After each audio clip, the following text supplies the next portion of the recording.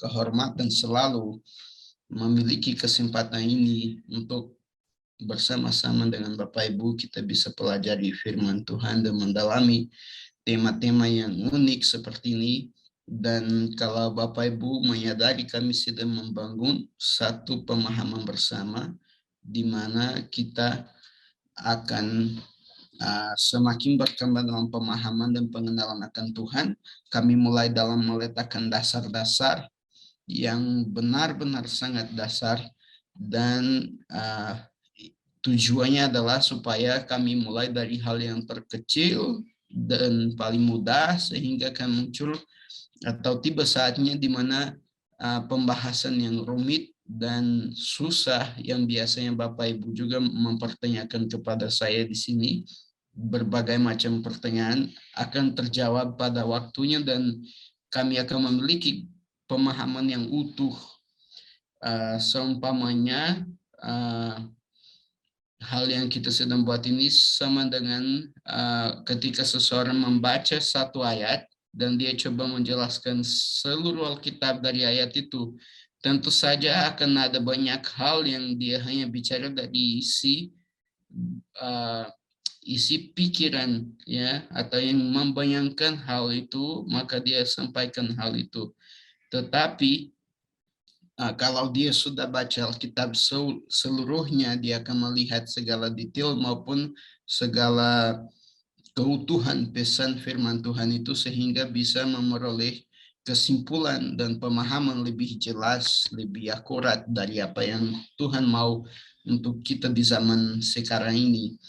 Dan kami sedang bahas spesifik tentang penyataan Tuhan dan hari ini kita akan membahas mengenai wahyu umum dan secara khusus kami akan melanjutkan penyataan akan Allah itu, bagaimana Allah menyatakan diri kepada manusia dan bagaimana kita bisa memiliki persepsi tersebut atau kesadaran tersebut bahwa Tuhan mau dikenal dan mau supaya kita mengenalnya. Dan tentu saja kami tidak bisa memulai pembahasan ini tanpa mengingat kemarin yang kami telah pelajari, yang kami lihat kemungkinan manusia mengerti Tuhan dari dirinya sendiri karena faktor kodrat.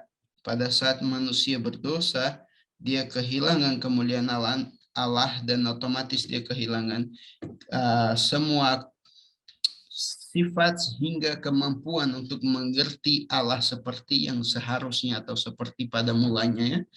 Dalam keterbatasan tersebut, hanya ada satu cara untuk kita mengenal Allah, adalah seperti yang telah ditulis oleh Rasul Paulus di Roma pasal 1 ayat 19 ini, di judul kita ini. Sebab apa yang dapat diketahui tentang Allah sudah jelas bagi mereka karena Allah telah menunjukkannya kepada mereka. Dan ini menarik sekali Bapak Ibu, karena jika ada yang dapat diketahui tentang Allah, ada juga yang tidak dapat diketahui oleh Allah. Dengan demikian, kami bisa melihat di sini bahwa dalam pokok pembahasan kami ini, kami akan melihat secara keseluruhan berbagai cara yang Tuhan memakai untuk mempernyatakan dirinya, entah dalam hal yang dapat diketahui dan hal yang tidak dapat diketahui. Kami akan lebih mengerti hal tersebut, apa yang tidak dapat diketahui dari Tuhan. Kalau saudara-saudari mengingat akan Yohanes pasal 17 ayat 3, di situ bicara bahwa hidup yang kekal adalah mengenal Bapa, pribadinya itu kekal, sehingga mustahil untuk kita benar-benar bisa memahami pribadi Tuhan, oknum Tuhan secara keseluruhan.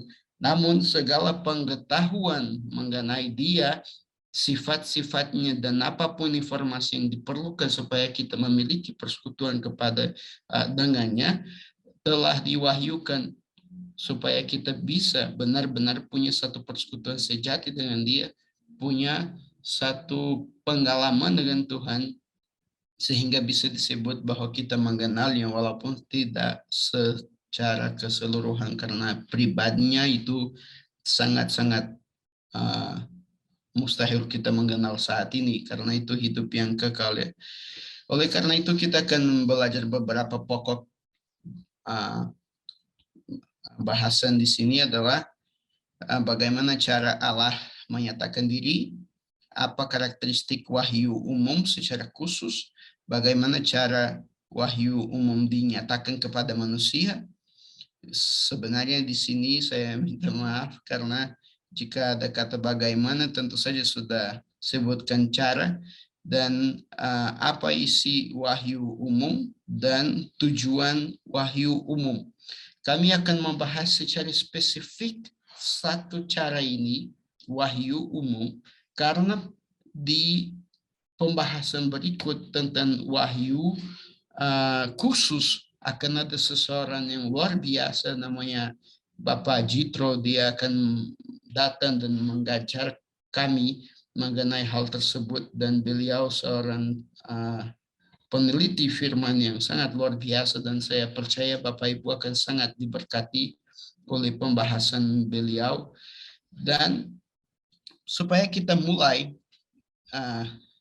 membahas tentang wahyu umum itu, kita perlu mengerti konsep pembahasan wahyu umum ini, dan tidak ada cara terbaik untuk memahami satu konsep daripada bertanya, apa itu wahyu umum?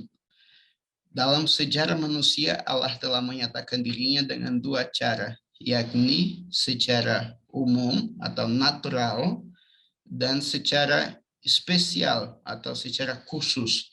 Ada dua cara wahyu ini yang Tuhan menggunakan untuk mempernyatakan diri kepada kita.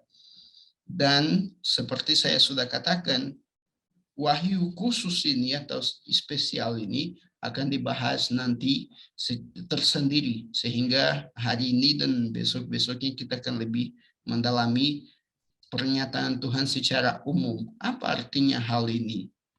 Mari kita lihat bersama-sama konsep wahyu umum yang merupakan segala-galanya yang diwahyukan Tuhan mengenai dirinya di dunia, termasuk melalui manusia.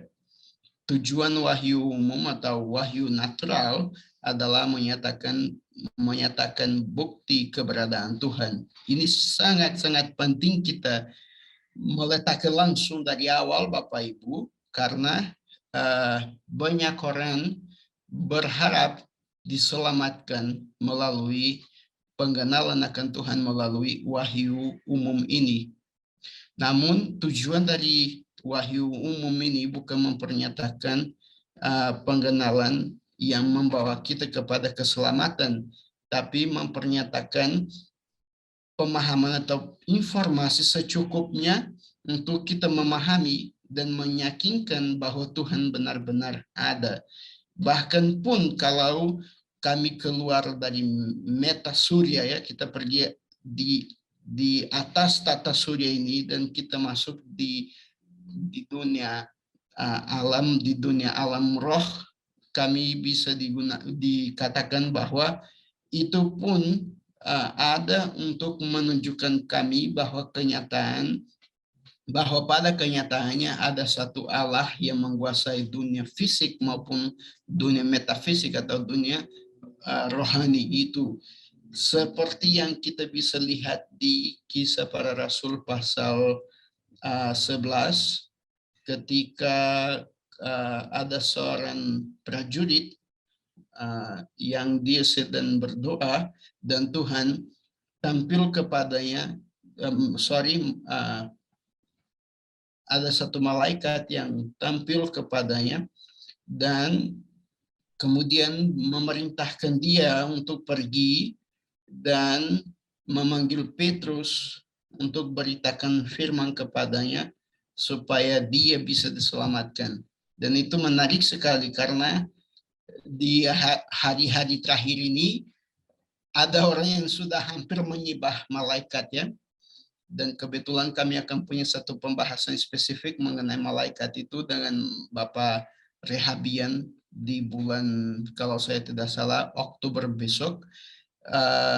Dan segala macam alam rohani kayak gitu menurut firman, dan beliau seorang yang sangat alkitabiah dan akan mengajar kami pokok pembahasan itu menurut firman Tuhan supaya kita memiliki pemahaman yang jelas.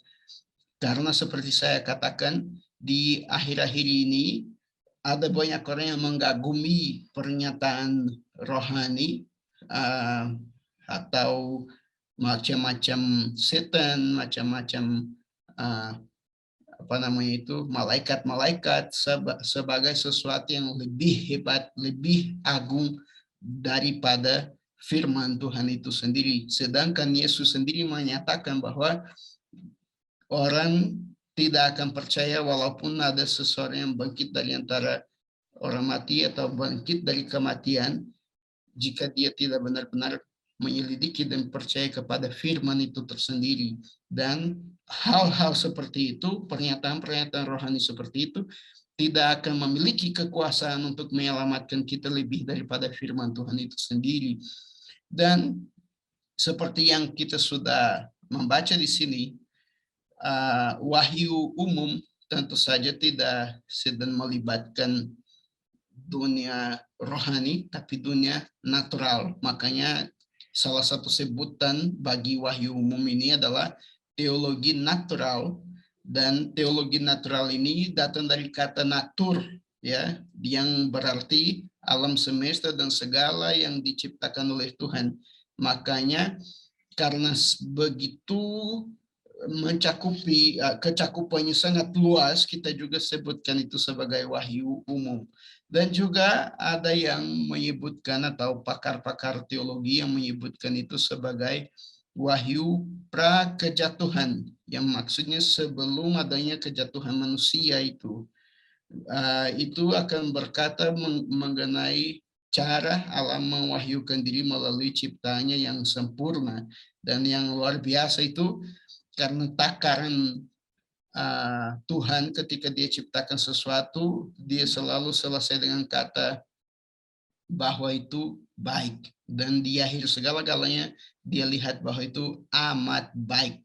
Jadi dari hal seperti itu kita sudah mulai memiliki unsur-unsur bahwa supaya Tuhan mempernyatakan bahwa hal itu baik, dia harus memiliki satu standar tentang apa itu baik dan amat baik. Dan itu dirinya sendiri, sehingga ciptaannya itu seperti satu karya seni yang menunjukkan sifat-sifat si pencipta, menunjukkan alam semesta juga menunjukkan sifat-sifat Tuhan. Maka macam wahyu Tuhan seperti ini disebut wahyu umum.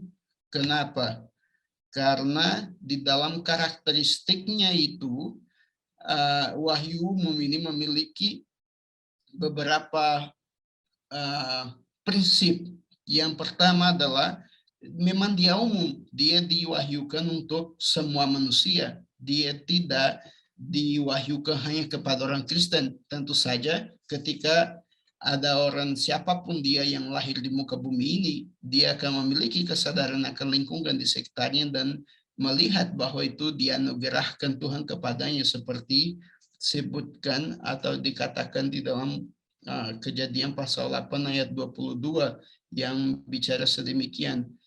Ini perkataan Tuhan yang bilang, selama bumi masih ada, musim tanam dan musim panen, dingin dan panas, musim kemarau dan musim hujan, siang dan malam tidak akan berhenti. Jadi ini sama dengan juga anugerah umum Tuhan.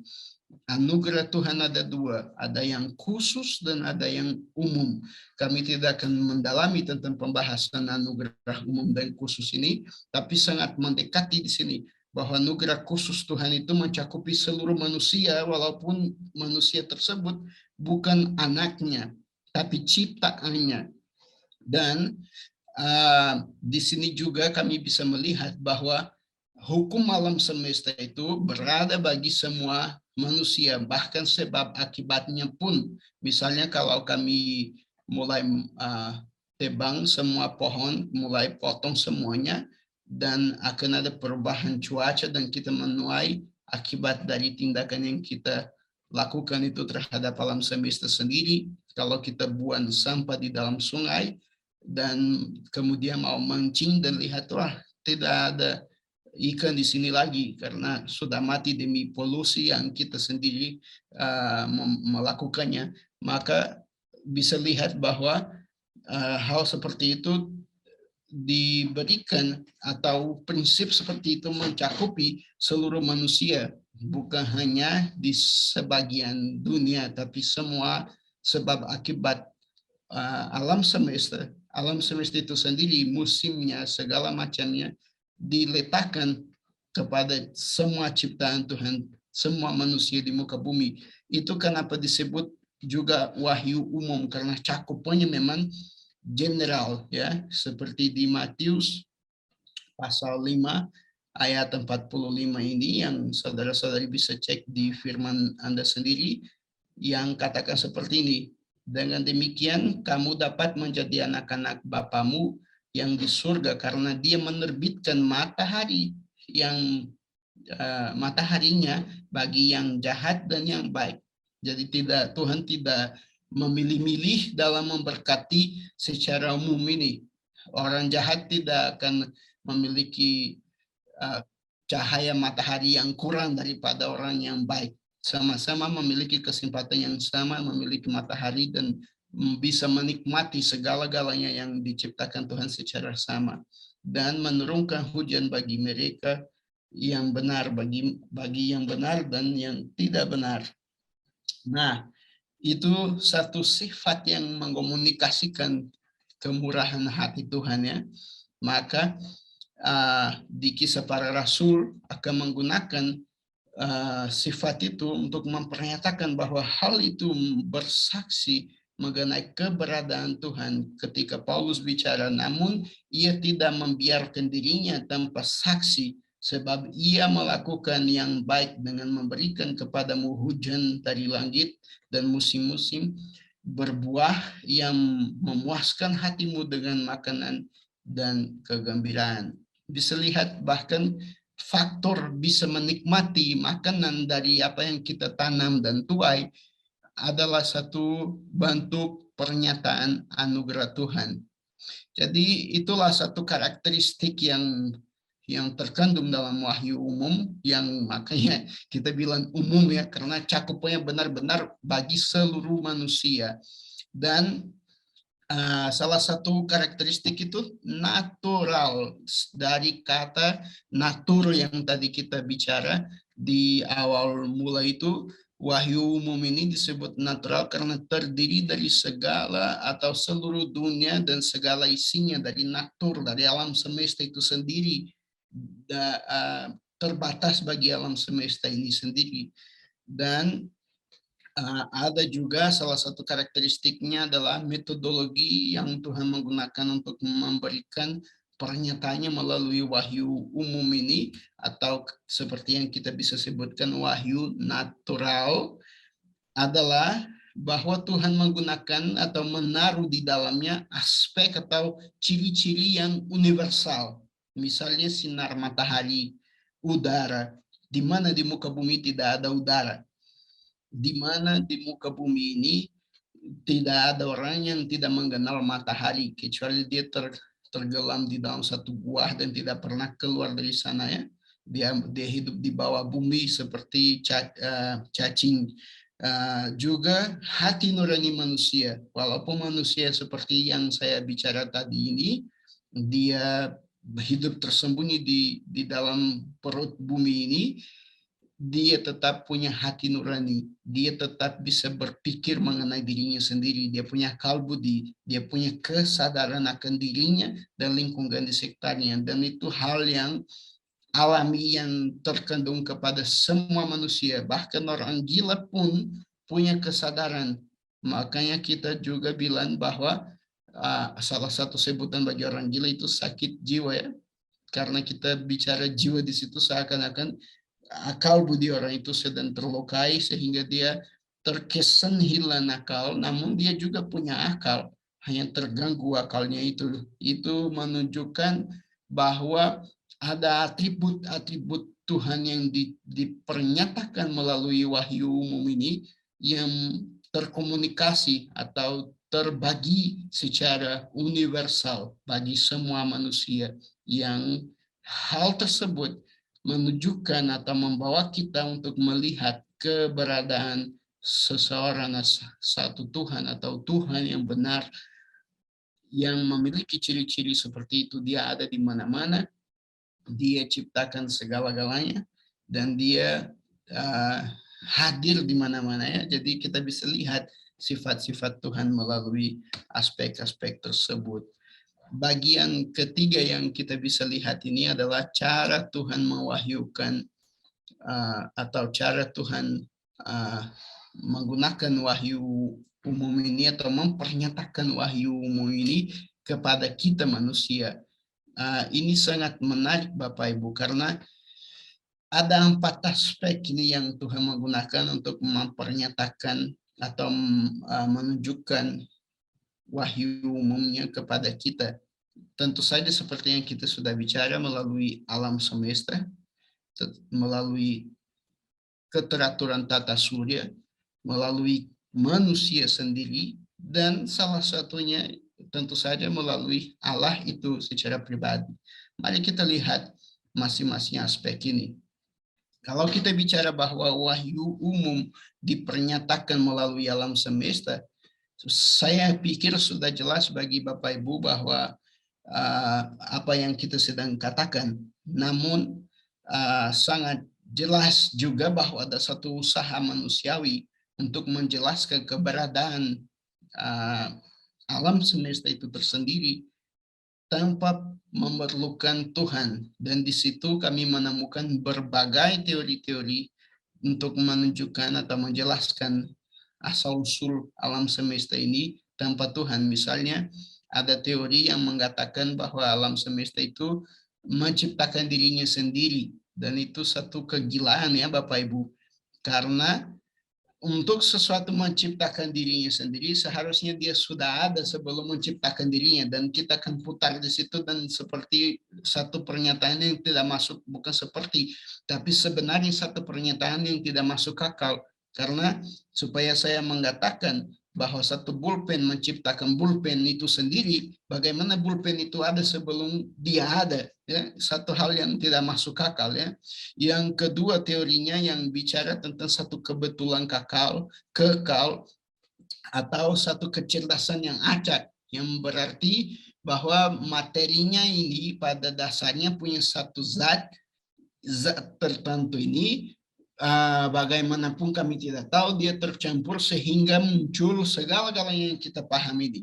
Entah butuhnya satu ledakan atau tidak butuhnya, tapi yang pokoknya zat-zat ini mulai berinteraksi sehingga muncul segala macam yang sangat rumit dan kompleks yang hari ini kita lihat. Tentu saja Bapak Ibu, ini satu teori yang sangat gila ya, dan sangat tidak masuk akal dan tidak bisa dibuktikan. Contohnya adalah karena kita tidak pernah melihat itu terjadi lagi, dan kalau sebenarnya itu bisa terjadi, saya bisa ambil sekumpulan zat tertentu dan menginginkan satu mobil Ferrari, dan saya buang ke atas begini dan akan jatuh satu mobil Ferrari. Atau Bapak Ibu di situ yang lagi kesusahan keuangan bisa ambil sekumpulan air begini dan buang di dinding, tiba-tiba jatuh 1 miliar rupiah, karena zat-zat atau satu kebetulan yang kekal ini akan menciptakan segala-galanya dari kekosongan tertentu. Maka teori ini tidak masuk akal dan tidak bisa dibuktikan, tidak ilmiah. Namun kami punya saksi dari Alkitab bahwa yang ketiga adalah sebenarnya Allah yang menciptakan segala-galanya, dan ini lebih masuk akal dan lebih ilmiah. Kenapa lebih ilmiah? Karena dalam segala sesuatu yang kita bisa menyelidiki di dalam alam semesta menunjukkan satu sosok atau satu kebutuhan adanya seseorang yang menciptakan hal tersebut. Bahkan satu bunga pun di pohon tertentu yang fungsinya itu hanya berbunga. Ada pohon yang tidak bahkan berfungsi untuk berbiji, hanya berbunga doang. Hal tersebut tidak dimungkinkan kalau dia tidak diciptakan dengan tujuan tersebut. Walaupun di dalam benak manusia tidak masuk akal sesuatu, namun hal itu mesti diciptakan dengan tujuannya yang dia sudah miliki, seperti yang kita lihat di dalam firman Tuhan di Kejadian pasal 1, bahwa segala sesuatu diciptakan dan diperintahkan memiliki satu fungsi dan tujuan yang pasti. Bahkan hal yang paling sederhana yang kita bisa menggunakan, namun kita tidak bisa menjelaskan apa sebenarnya hal itu. Salah satu contoh itu listrik. Kita bisa mengelolanya, kita bisa menggunakannya, tapi kita tidak bisa mendefinisikannya listrik itu sebenarnya apa, dari mana dia, karena segala sesuatu yang kita miliki punya energi, tapi sekaligus energi ini yang ada di segala-galanya dia tidak pernah habis. Ketika misalnya kita bilang mati listrik, sebenarnya listrik energinya itu tetap ada, hanya dia terkandung atau tersebar ke hal lainnya atau potong saluran di mana dia sedang berjalan. Dan ini sudah masuk ke bagian fisika yang sebenarnya hanya mau menunjukkan bagi Bapak Ibu bahwa kami memiliki beberapa hal, kami menggunakan beberapa hal, tapi kita tidak bisa menjelaskan itu apa atau dari mana hal itu. Kami bisa menemukan berbagai sumber, tapi siapa ciptakan hal-hal itu, kami tidak pernah akan bisa ketahui kecuali kita benar-benar percaya kepada kesaksian Alkitabiah yang mengatakan bahwa Tuhan menciptakan segala-galanya itu dan demi kemuliaannya. Dan yang kedua, karakteristik dari wahyu umum itu Bapak Ibu adalah keteraturan tata surya. Itu menarik bagaimana kita bisa pelajari keteraturan tersebut, hukum-hukum yang ada di dalam alam semesta itu. Tapi bukan kita yang menciptakan hukum tersebut. Makanya dibilang begini, siapa penemu hukum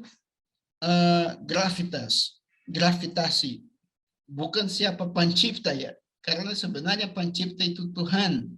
Manusia hanya mengerti cara kerjanya dan menjelaskan cara fungsionalitas tersebut, tapi kami tidak bisa menjelaskan asal-usulnya. Salah satu contoh itu teori Big Bang yang Bapak Ibu sudah pelajari di bangku sekolah. Teori tersebut tidak bisa menjelaskan asal-usul dunia. Bahkan kalau Bapak Ibu menyelidiki lebih jelas tentang teori tersebut, dia hanya menjelaskan cara dunia diekspansi, dunia diperlebar luaskan melalui zat-zat yang sudah ada.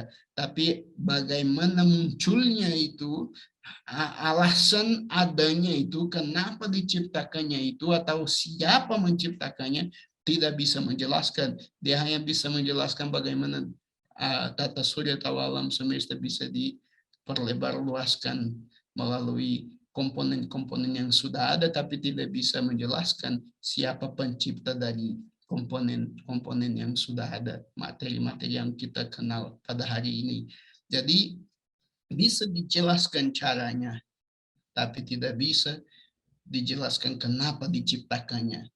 Ya, dan seperti firman bilang di Mazmur 119 ayat 90, kesetiaanmu dari generasi ke generasi, engkau menegakkan bumi sehingga tetap berdiri. Pada saatnya Tuhan melepas tangannya dari bumi ini, dia kacau. Dan segala-galanya yang ada teratur dan terorganisir dengan sangat sempurna bisa hancur. Dan tidak masuk akal bagi manusia, dan sehingga manusia juga melihat diri di dalam tata surya ini dan mengakui kekecilannya terhadap segala macam-macam elemen-elemen yang ada di dalam alam semesta ini. Namun Tuhan menggunakan semua itu untuk mempernyatakan kebesarannya dan menunjukkan kepada kita bahwa dia benar-benar ada dan segala-galanya ada di bawah kontrolnya. Tidak ada satu pun, bahkan satu bintang pun di surga yang jatuh tanpa kemauan Tuhan. Tidak ada. Segala-galanya terjadi karena Dia berkuasa. Seperti pemazmur ini memanggil kita untuk menyembah Tuhan di Mazmur 148 ayat 1 sampai 14 bicara, haleluya, pujilah Tuhan dari surga, pujilah Dia di tempat tinggi, pujilah Dia semua malaikat, pujilah Dia semua bala tentaranya, pujilah Dia matahari dan bulan, pujilah Dia semua bintang yang bersinar, pujilah Dia langit yang tertinggi dan air di atas langit. Biarlah mereka memuji nama Tuhan karena Dia memerintahkan dan mereka tercipta. Dia telah menegakkan mereka untuk selama-lamanya. Dia memberi ketetapan yang takkan dilanggar. Ini sangat menarik. Atas surya, muka bumi, dan segala-galanya tetap ditegakkan dan tidak pernah merusak prinsip-prinsipnya yang Tuhan sudah meletakkan sampai pada hari kesudahannya, di mana segala-galanya ini akan lenyap. Jadi bisa lihat kesaksian firman Tuhan ini bahwa Tuhan memerintahkan dan mereka tercipta, dan Tuhan memberikan ketetapan yang tak akan dilanggar oleh alam semesta itu sendiri. Bahkan pun di dunia kuno mereka melihat fenomena-fenomena alam sebagai pernyataan murka Tuhan. Dan yang ketiga, ciri-ciri dari wahyu umum ini adalah manusia. Bapak Ibu, ketika firman bicara bahwa Allah menciptakan manusia serupa dengan gambar dengannya, Dia tidak bercanda. Dia tidak sedang bermain-main. Dia sebenarnya sedang bicara mengenai satu karakteristik, tentang satu kodrat yang sedang dibagikan kepada ciptaannya, itu yang disebut manusia, sehingga kami bisa punya akhlak moral dimanapun di muka bumi, suku manapun mereka akan punya prinsip-prinsip normatif, yaitu hukum-hukum di dalam masyarakat itu sendiri. Dan pertanyaannya, bagaimana atau dari mana pemahaman benar salah manusia itu datang? Kalau bukan dari Tuhan, dari penciptanya yang sudah menyetelnya dengan kesadaran tersebut, mustahil kita menjelaskan bagaimana seseorang di suku pribumi manapun, entah di Brasil atau di Indonesia, mereka punya di dalam hati nurani mereka kenyataan akan kesalahan maupun apa yang diperbolehkan, apa yang benar. Dan mereka bisa rasa tertuduh atau bersalah terhadap pelanggaran mereka. Sama hal itu, kemampuan menciptakan, berpikir, kemampuan menuliskan, kemampuan membawa sesuatu yang belum ada, satu solusi akan satu masalah yang kita sebutkan sebagai inteligensi manusia itu bisa ada jika dia hanya buah dari kekacauan atau buah dari satu ketidaksengajaan atau kebetulan besar, bukan Tuhan yang menciptakannya. Bagaimana kita bisa menjelaskan kemampuan manusia berpikir tentang dirinya sendiri, memiliki akal budi, itu saja sudah satu aspek yang sangat luar biasa. Bagaimana Bapak Ibu yang sedang diam-diam mendengarkan saya di situ dan sedang berpikir banyak dengan hal yang kita sebutkan makan otaknya, saya sedang bicara, Bapak Ibu mulai berpikir dan bicara dengan dirinya sendiri, dari mana kemampuan tersebut kalau bukan Tuhan. Dan lebih daripada itu, seperti di Pengkhotbah pasal 3 ayat 11 bilang, Dia telah menjadikan segala sesuatu dengan indah pada waktunya. Allah juga telah memberikan kekekalan dalam hati mereka, tetapi manusia tidak dapat mengetahui pekerjaannya yang telah Allah lakukan dari awal sampai akhir. Ini menunjukkan bahwa kami punya satu kehausan atau satu kesadaran religius yang sudah diletakkan oleh Tuhan di dalam hati kami. Sehingga bahkan orang yang disebut dirinya ateis sebenarnya orang religius.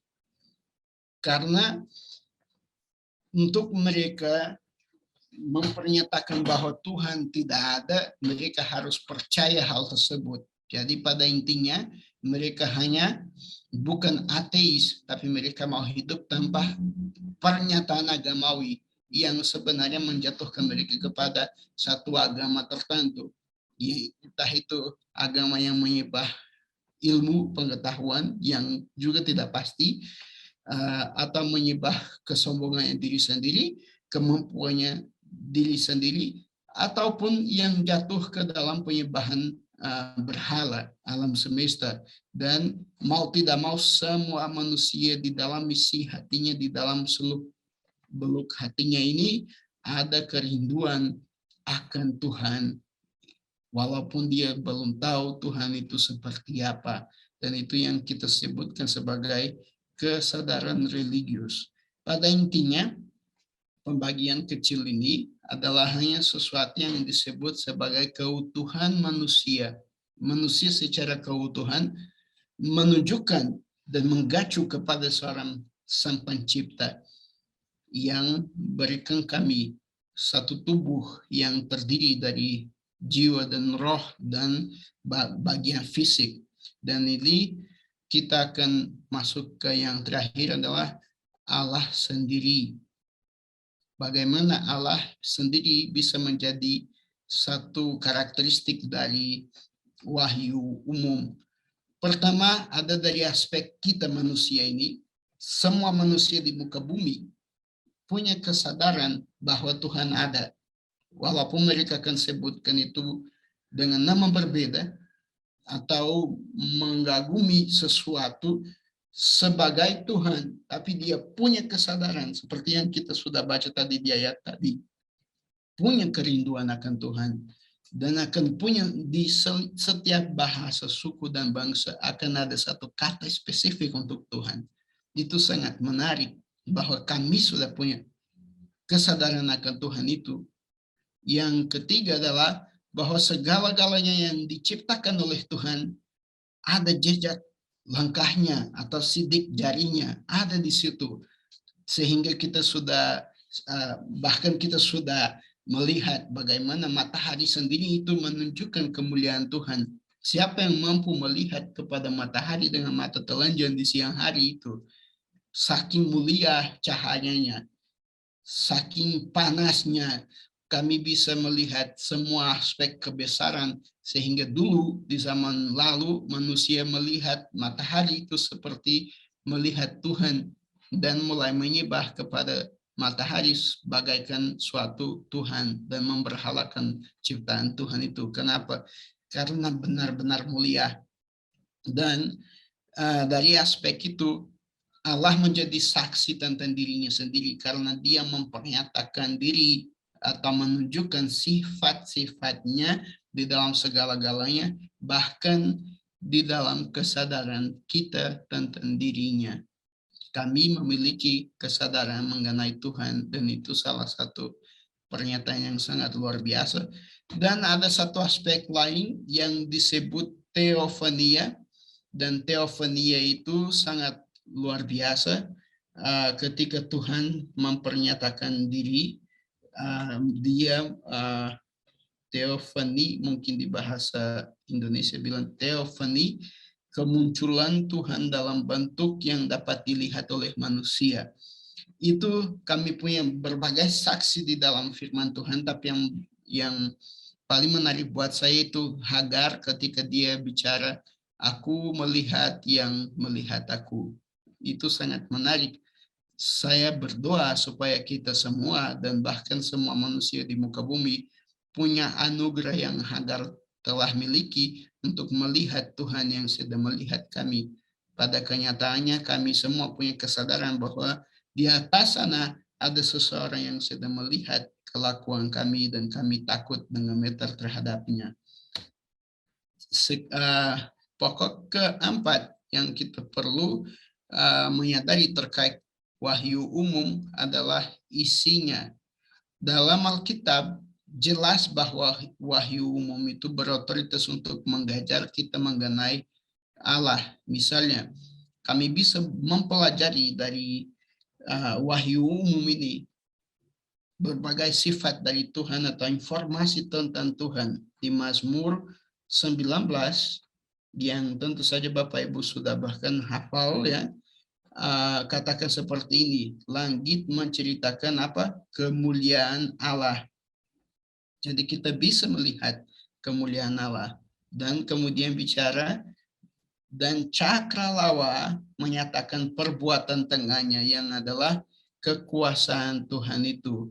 Kemudian bicara hari demi hari mengalirkan berita itu, malam demi malam menyatakan pengetahuan itu. Ada satu pemberitahuan yang tidak verbal melalui alam semesta, yang tidak bertuturan untuk mempernyatakan kekuasaan Tuhan, kemuliaan Tuhan. Dan seperti dikatakan di Roma pasal 1 ayat 20 yang bicara seperti ini, sejak penciptaan dunia, sifat-sifat Allah yang tidak dapat dilihat, yaitu kekuasaannya yang kekal dan sifat keilahiannya telah terlihat jelas untuk dipahami melalui hal-hal yang diciptakan sehingga mereka tidak dapat berdalih. Walaupun saya tidak catat, tapi di ayat ini kita bisa lihat beberapa hal yang wahyu umum bisa menunjukkan dari Tuhan kepada kita, yaitu kekuasaan Tuhan, keilahian Tuhan, dan dan yang hal-hal yang tidak dapat dilihat di sini, atribut-atribut Tuhan yang invisible, yang menjadi visible kepada kita, yang menjadi nyata bagi kita melalui alam semestanya yang kita bisa singkatkan sebagai sifat-sifatnya. Dan di Kisah Para Rasul yang tadi kita baca, pasal 14 ayat 17 menunjukkan kepada kita kasih karunia Tuhan. Dia mempernyatakan sifat kemurahan hatinya juga melalui alam semesta. Dan ini yang kita juga bisa sebutkan sebagai atribut-atribut yang terkomunikatif oleh Tuhan, yang maksudnya bahwa dia berbagi hal itu melalui alam semesta maupun melalui manusia. Misalnya karunia, kasih karunia, atau anugerah, seharusnya kata lebih tepat di situ, dan kemurahan Tuhan adalah hal-hal dari Tuhan yang bahkan kita manusia memiliki dan bisa meneruskan itu kepada sesama kita sebagai bukti bahwa Tuhan benar-benar ada. Dan kita akan bahas itu lebih dalam ketika kita mengerti tujuan wahyu umum. Dan di sini saya perlu kembali ke Kisah Para Rasul pasal, saya pikir pasal 10. Saya cari satu informasi ini yang mengatakan sangat luar biasa. Di pasal 10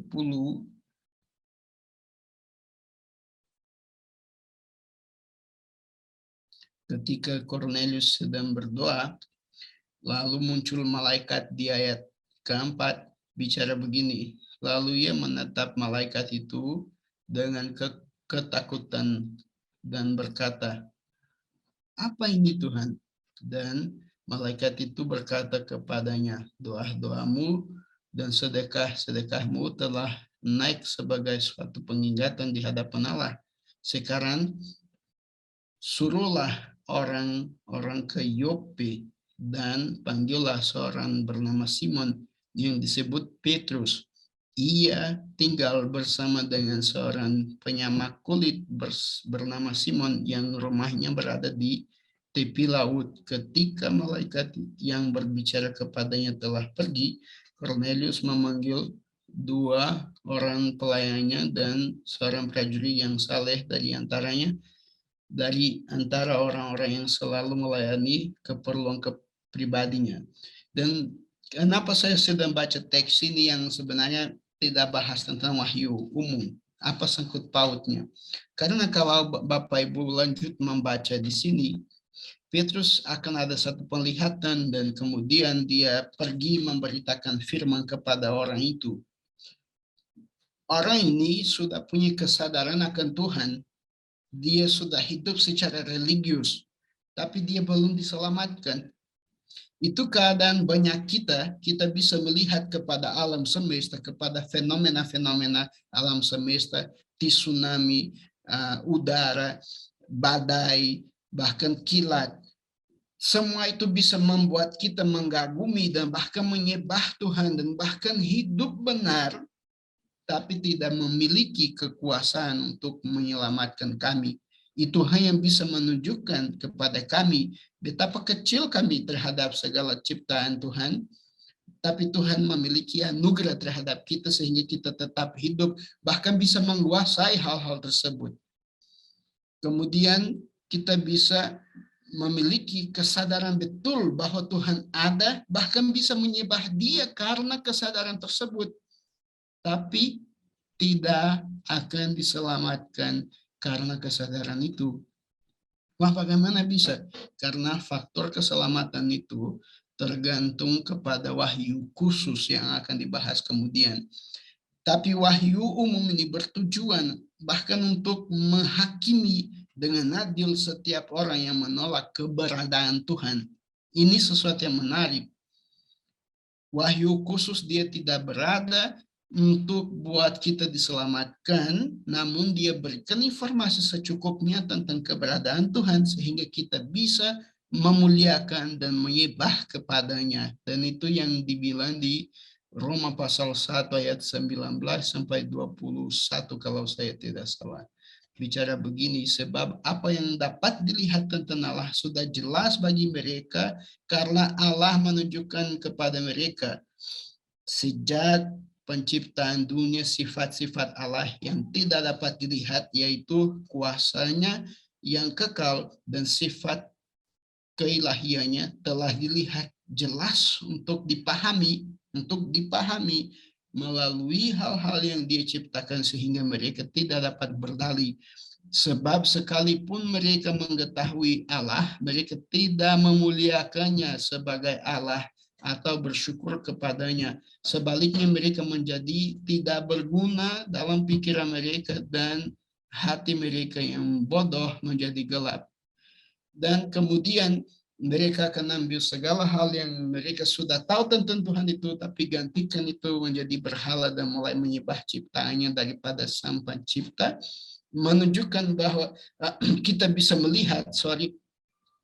melihat bahwa di sini tujuan dari alam semesta dalam mempernyatakan keberadaan Tuhan dan membantu kita memahami bahwa Tuhan benar-benar ada sehingga Dia layak dipuji dan disembah. Kita bisa menjadi penyembah Tuhan yang benar, yang sejati seperti Cornelius. Namun wahyu khusus ini tidak cukup untuk menyelamatkan kami karena faktor itu kita manusia berdosa. Dan ini saudara-saudari perlu memperbaiki aspek pemahaman dosa Anda. Terkadang kita mengerti sebagai dosa itu satu kelakuan yang menjadikan kita berdosa. Misalnya, kalau orang lagi mau berdoa, dia mencuci diri, dia membuat satu ritus untuk membersihkan diri. Tapi kalau dia ucapkan satu kata, dia pikir dia sudah najis. Jadi kata itu menajiskan kesucianku. Itu salah, Bapak Ibu. Itu pemahaman yang salah. Kenapa? Kata yang najis ini hanya keluar karena aku najis. Saya manusia ini sudah berdosa, maka yang keluar dari saya adalah dosa. Ketika saya melihat kepada wahyu umum Tuhan, saya tidak lagi bisa melihat dengan sempurna Tuhan itu. Saya tidak bisa lagi lihat benar-benar Tuhan sehingga aku bisa memuliakannya dengan benar, sehingga walaupun saya bisa punya kesadaran, itu cukup untuk berikan saya informasi, namun kemungkinan besar hati saya yang berdosa ini akan menggelapkan pemahaman saya, akan membuat kabur sehingga saya bisa salah interpretasikan. Namun tentu saja tidak maksudnya bahwa saya kurban di situ ya, saya tidak korban di situ. Saya tetap bisa menyelidiki, berdoa, mencari sampai menemukan kebenaran-kebenaran yang benar. Dan berdasarkan terang wahyu umum itu, saya akan tetap mencapai kesadaran bahwa jika ada satu Tuhan, dia penuh dengan anugerah. Dia benar-benar ada, dan lebih daripada itu, saya tidak bisa menolak. Dengan melihat hal itu, saya tidak bisa tidak meyakinkan bahwa Tuhan ada. Karena jelas melalui ciptaannya itu. Namun, seperti saya sedang coba tegaskan kepada Bapak Ibu, dia tidak bertujuan untuk menyelamatkan. Dia bertujuan untuk memberikan kita pemahaman tentang Tuhan. Yang akan bertujuan untuk menyelamatkan adalah wahyu khusus. Apa perbedaan? Saya masuk sedikit saja di sini. Apa perbedaan? Wahyu khusus akan buat itu, ambil manusia seperti saya dan Bapak yang berdosa, kodrat kita hancur, dan dia akan memulihkan kita. Wahyu umum tidak berdaya untuk memulihkan kita. Dia hanya berdaya untuk mempernyatakan Tuhan, sehingga kita bisa sembah Tuhan walaupun kita berdosa. Dan kemudian melalui wahyu umum, Tuhan akan menyucikan, memulihkan, menyempurnakan kita sehingga kita dapat bergaul karib dengan dia. Supaya saya tutup pembagian ini di 2 Timotius 3 ayat 16 mengatakan dengan jelas bahwa saya cari satu versi ini ayat ini. Semua kitab suci dinafasi oleh Allah dan bermanfaat untuk mengajar, untuk menyatakan kesalahan, untuk memperbaiki kelakuan, dan untuk mendidik dalam kebenaran. Dengan demikian manusia milik Allah akan cakap dan diperlengkapi atau disempurnakan untuk setiap perbuatan yang baik. Beda dari wahyu khusus yang hanya berikan kita informasi dan meyakinkan kita bahwa Tuhan benar-benar ada. Wahyu khusus ini, firman Tuhan itu, dia ada untuk menyatakan kesalahan kita, memperbaiki kelakuan kita, menjadikan kita benar, mendidik kita dalam kelakuan kebenaran, dan menyempurnakan kita. Menyempurnakan kita, beda dari wahyu umum. Jadi kalau kita hanya punya terang dari wahyu umum, kita akan menjadi orang yang memiliki kesadaran akan Tuhan. Kita tidak akan bisa berdalih atau menyangkal keberadaan Tuhan.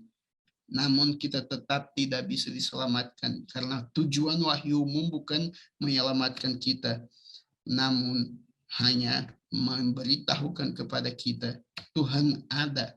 Perhatikan dalam segala-galanya yang Anda lihat, termasuk diri Anda sendiri, Anda tidak bisa tidak mengakui dan memuliakan Tuhan, kebesarannya, kemurahannya, anugerahnya.